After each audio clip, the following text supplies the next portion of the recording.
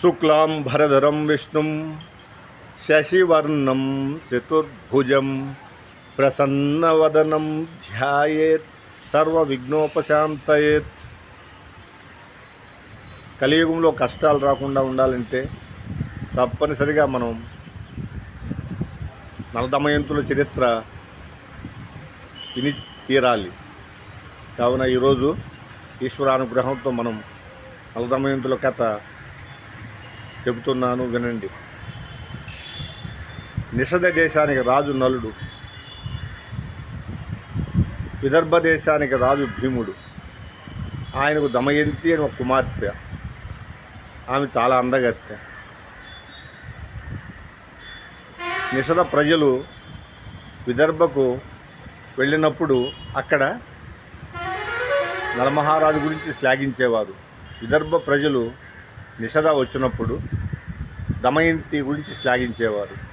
ఆ విధంగా ఇరువురకు ప్రేమ అంకురించింది. ఒకనాడు నలమహారాజు ఉద్యానవనంలో హంసను పట్టుకున్నాడు. నలుడు గది అపకారం చేస్తారని నలమహారాజు మనసును గ్రహించి ఆ హంస నలుడితో ఇలా అన్నది: నీవు దమయంతిదేవిని ఇష్టపడ్డావు, నాకు అపకారం చేయకుండా వదిలిపెడితే నేను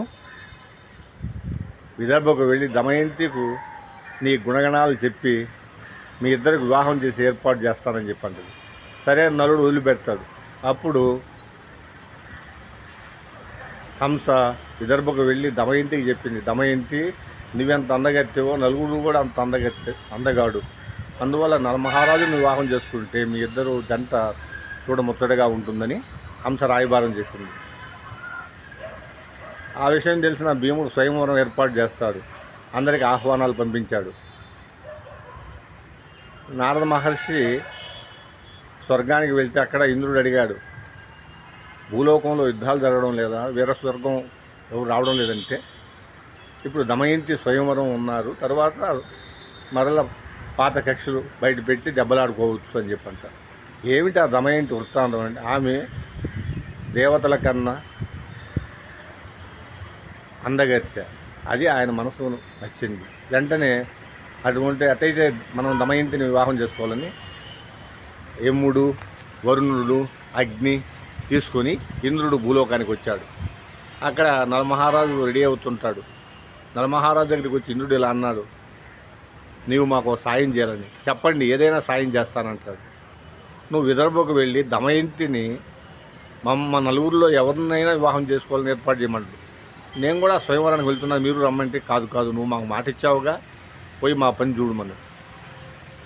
నీకు మేము ఒక దివ్యమైన మంత్రోపదేశం చేస్తాం, నువ్వు ఎవరికి అవ్వపడకుండా దమయంతి అంతఃపురంలో ప్రవేశించవచ్చు అని చెప్పంటే అప్పుడు నలుడు అంతఃపురానికి వెళ్తాడు.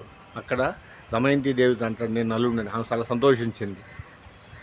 నీకోసమే ఇదంతా ఏర్పాటు చేస్తున్నావు అని చెప్పంటే కాదు, నిన్ను నలుగురు దేవతలు ఇష్టపడ్డారు, వాళ్ళు ఎవరిని వివాహం చేసుకున్నా నీకు సంతోషంగా ఉంటావంటే కాదు, నేను హంస రాయబారం చేసినప్పుడే నేను నిన్ను పతిగా భావించాను, నిన్ను తప్ప రెండోరులు నేను వివాహం చేసుకోను. అది దేవతలు నాకు పూజనీయులు, వారికి ఎప్పుడూ నేను నమస్కరిస్తూ ఉంటానని చెప్పంటారు. ఈ సంగతి నలుడు దేవతలకు చెప్తారు. దేవతలు కూడా సంతోషించారు. అయినా ఒక చిన్న పరీక్ష పెడతారు.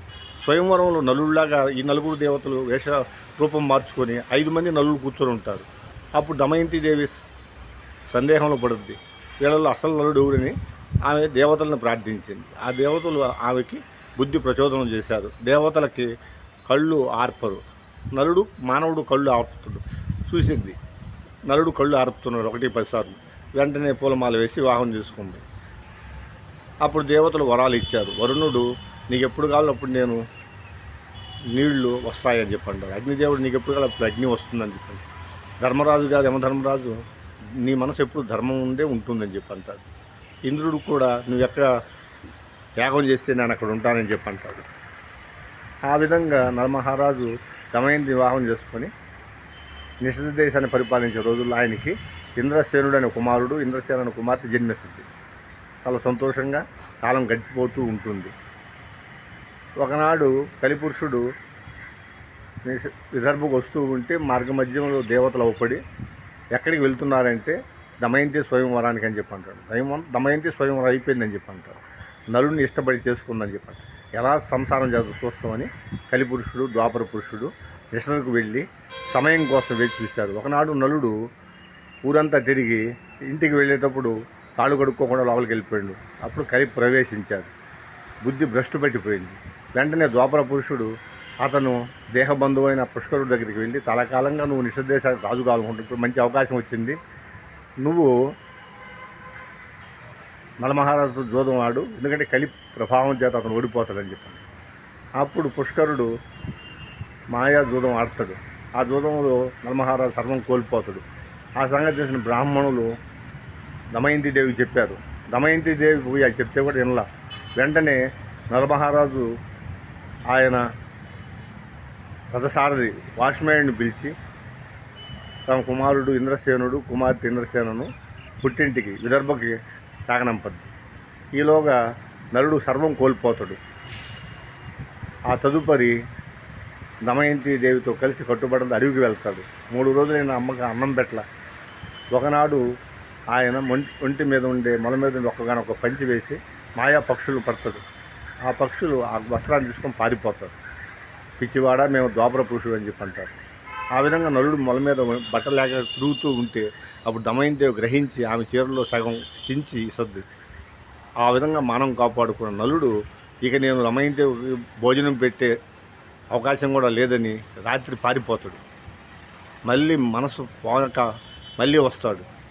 మరుసటి రోజు ఆయన దమయంతి దేవిని అడవిలో వదిలేసి పారిపోతాడు. తెల్లారి దమయంతి అంతా ఎక్కడా నలమహారాజు అవ్వపడలా. ఒక కొండజీలో ఆమెను మింగింది. వెంటనే రక్షించండి అంటే ఒక ఎరుకుల వాడు వచ్చి ఆమెను రక్షిస్తాడు. ఆమె కష్టాలని చెప్పింది. కానీ ఆమె అన్నానికి ముగ్ధుడైన వాడు ఆమెను అనుభవించాలని చూస్తాడు. వెంటనే ఆమె శాపం పెట్టద్దు. అతను చనిపోతాడు. ఆమె పోతూ ఉంటే మార్గ మధ్యలో ఒక మునిపల్లి ఆమె కోసమే అక్కడ వచ్చిందనమాట. ఆ మునుల దగ్గరికి వెళ్ళి ఇటు నలమహారాజు గారు వెళ్ళారా, మీకు నమస్కారం చేశారంటే అమ్మ నలమహారాజు వెళ్ళలేదు, అమ్మ నీకు మంచి రోజులు వస్తాయి, మళ్ళీ నీ భర్తని బిడ్డల్ని కలుస్తావు, మీ భర్తకి పూర్వ వైభవం వస్తుంది అని చెప్పంటే ఆమె అప్పటి నుంచి ఆమె బ్రతకాలని కోరిక కలగద్ది. కొంతమంది వర్తకులు వాళ్ళు చేతి దేశానికి పోతూ ఉంటే వాళ్ళతో కలిసి కొంత దూరం పోయి ఆ రోజు రాత్రి ఒక నది ఒడ్డున వాళ్ళు ఆహార పదార్థాలు తిని పడుకుంటే నీటికి వచ్చిన ఏనుగులు ఆ వర్తకులను అందరినీ చంపేస్తుంది. దమయంతి దేవిని చంపవు.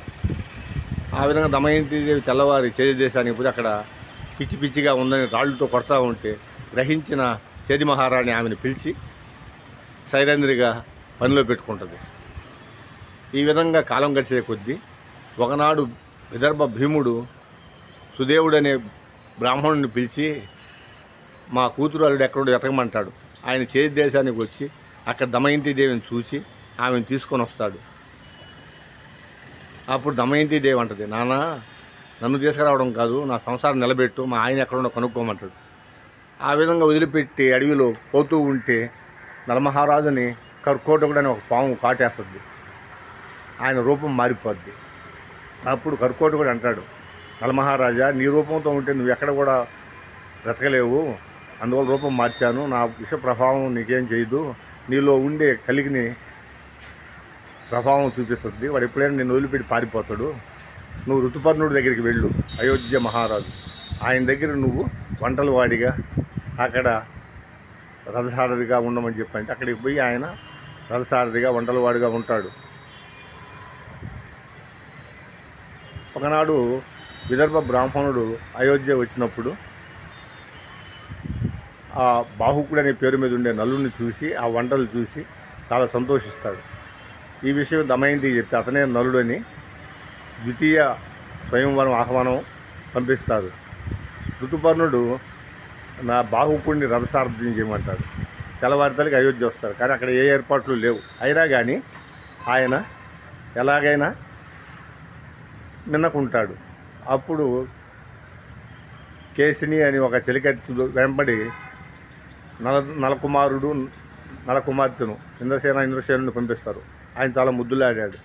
ఆయన చేసే వంట చూశాడు. ఇవన్నీ చూసిన తర్వాత కేసిని దమయంతికి చెప్పద్ది. అప్పుడు దమయంతికి అర్థమైపోయింది ఈయనే నలుడని, రూపం ఎలా మారిపోయింది తెలియదని.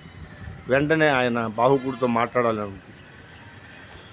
అప్పుడు ఆమె అంటది, అర్ధరాత్రి అడవిలో వచ్చేసి వదిలిపెట్టిపోయావు కదా, పెళ్లి నాటి ప్రమాణాలు ఏమైనాయి, నీకు అసత్య దోషం రాదా అని చెప్పండి.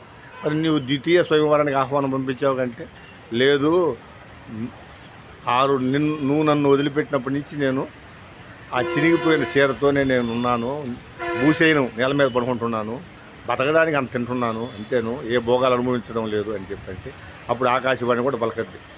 నలమహారాజా దమయంతి దేవి మహాపతివ్రత అని. వెంటనే నలుడు ఆయన